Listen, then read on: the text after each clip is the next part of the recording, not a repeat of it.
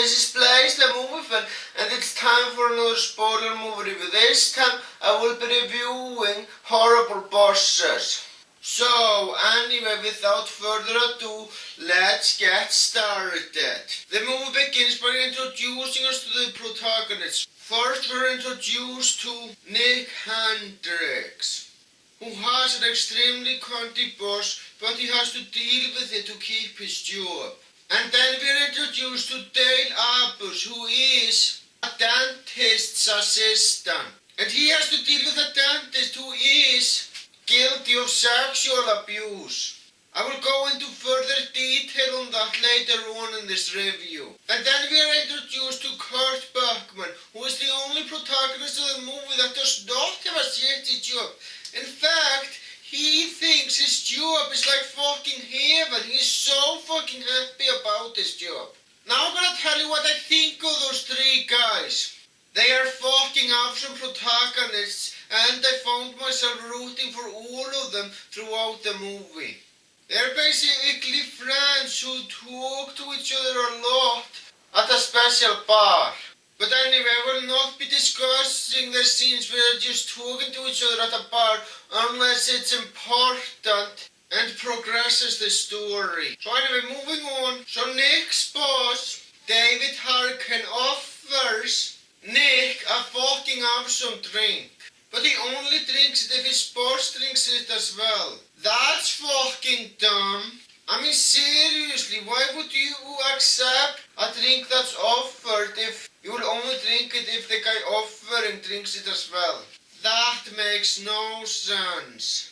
Unfortunately, Kurt's boss, Jack Pellet, dies in a car crash, so Kurt has to deal with Hedl's country son running the place. And I'm gonna have to say that it is fucking sad to see such a great man die. Back at Nick's job, David Harkin promotes himself to be his own assistant. What a fucking asshole. Instead of promoting someone who has fucking earned it, he just promotes himself. What the hell is his problem? Fucker! Fucking son of a bitch! So fucking tired!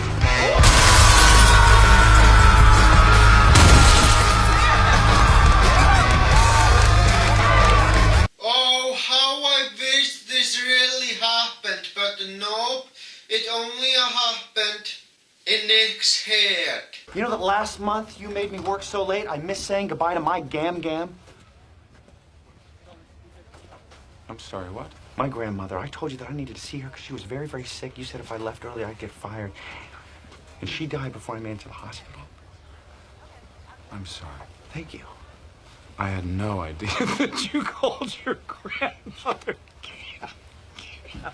You know what this proves? This proves that David is the cuntiest boss in this movie. And that's saying a lot because all of the bosses are cunty. He simply didn't fucking care that Nick's grandmother was dying and even made him miss the final hours of her life. Only despicable cunts would do something like that. Then again, David is that despicable cunt. I hate this guy with a passion, and I'm glad that I hate him so much.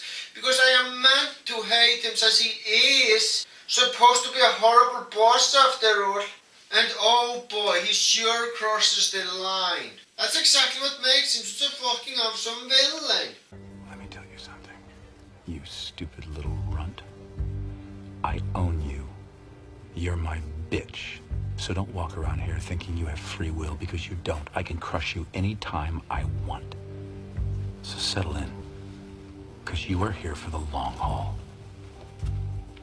Wow, not only does he not fucking care that Nick's grandmother was dying, he's also willing to lie to others to make sure that nobody hires Nick ever again. It's official. David is a despicable cunt in every way possible. Also, as it turns out, Kurt's boss, Bobby, isn't much better. In fact, he is also a cunt. Of course, he is a better boss than David is, but not by much. What makes him such a cunt is the fact that he is abusing his privileges as a boss. What a cunt he is, so. I mean, seriously, what the hell is wrong with him? Julia Harris is, of course, also a cunty boss. She goes as far as to frame Dale for having sex with her. And that is the reason why Dale can't quit that job. Wow, all three of those bosses are such huge fucking cunts. In fact, the only person who can quit is Kurt Buckman, but he is not quitting because he cares about that fucking company. And then the protagonists of the movie try to hire a hitman. But instead of hiring a hitman, they found someone who pisses on other people for money. That's very fucking weird. I don't find it disgusting, I just find it very fucking weird, that's all. Yeah, I'm not disgusted by stuff like that for some reason. The protagonists then go to a dangerous neighborhood looking for someone who could kill their boss. But unfortunately, owner of the bar gets the wrong idea and thinks that they were being racist. But thankfully though, it was not a wasted effort, as there is one guy who was willing to help them. Motherfucker Jones. How's that? Motherfucker Jones. Your first name is Motherfucker? Not motherfucker, motherfucker. White people say Negroes say fucka. I got it. You say ER, I say AH. Cool name. Yeah. Is that like on your birth certificate too? No, Hey. goofball. My real name is Dean. Dean Jones. That's the same name of the actor in Herbie Love Boat. Yeah, he's not gonna know who that is. I know who he is, bitch. Sorry. I can't run around this neighborhood with that Disney-ass name. That line is so fucking funny. But surprisingly enough, the line, I can't walk around the neighborhood with a Disney-ass name, is the only thing about this movie that I find funny. Which is weird since this is supposed to be a comedy. But it's still a fucking awesome movie though, as I love the story and the characters. And then the protagonists bring motherfucker Jones a briefcase with shit ton of money. And you know what? It's a good thing that they found him because he has a fucking brilliant idea on what they can do. Why don't you kill each other's bosses? Now Nick has to get out of his job early so the plan will work. And the way he makes his boss let him go early without firing him is fucking genius. He uses a pen to fake being sick. That's so fucking awesome. And then the protagonists break into Bobby's house and do for the most part jerk around in there. But at least they are doing something useful. They find Bobby's cell phone, which can come in handy. After David notices Dale on his property, David is about to die, but Dale fucking saves him. Wow, so much for the plan of killing the bosses. Yeah, Dale fucking screwed up badly by saving his life. Because that despicable cunt does not deserve it. Jesus Christ. Jesus Christ, Harkin just shot Pellet. Are you sure? Holy shit, Pellet opened up the door, Harkin shot him once in the chest. He fell down, he shot him again in the head. Holy shit, I didn't see that coming. That's a fucking great twist. Well, I'm happy that at least one of those horrible bosses is dead. I never murdered nobody. Sorry? I never murdered anybody. Wait, no, you said you did a dime for some pretty nasty shit. What's some nasty shit? Does that mean I murdered somebody? Where do you hear murder? But you certainly implied it. You didn't murder someone. What'd you do? All right, listen, get it. You guys ever see the movie Snow Falling on Cedars? No. I've never seen that. I love that movie. I know it. Well, what happened was that I took a video camera into the movie and I bootlegged it. It was waiting right outside the exit. You did 10 years for video piracy?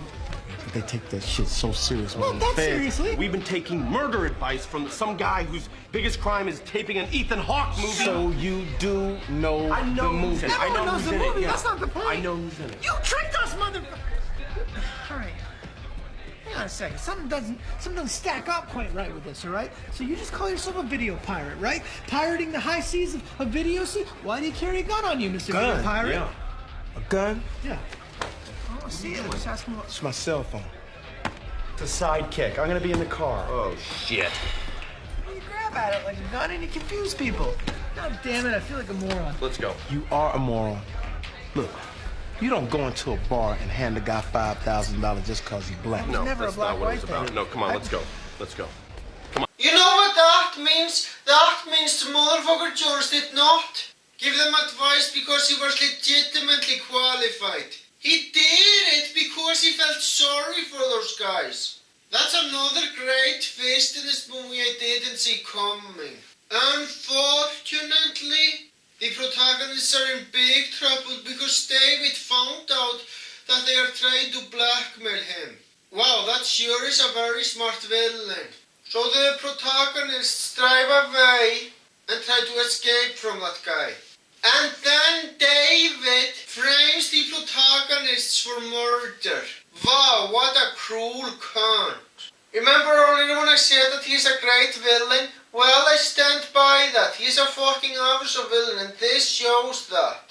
Oh, and I also should mention that the GPS belonging to the protagonists has a mind of its own and will not let criminals get away. That sucks for them so they can't escape from the cops. But it also sucks for David since he gets fucking arrested, which is beyond fucking awesome. And the movie ends with everything changing for the better for the protagonists. Now it's time for my overall thoughts. Honestly, this movie holds up very well. In fact, it is one of my favorite R-rated comedies of all time. And for that, I'm gonna give this movie 2 thumbs up. As for the sequel, well, it fucking sucks. And I don't plan on doing a spoiler movie review on that one. Since I already told you the main reason why that one sucks in my spoiler-free review. Anyway, that's all I gotta say, people. Thank you for watching. Have a great day.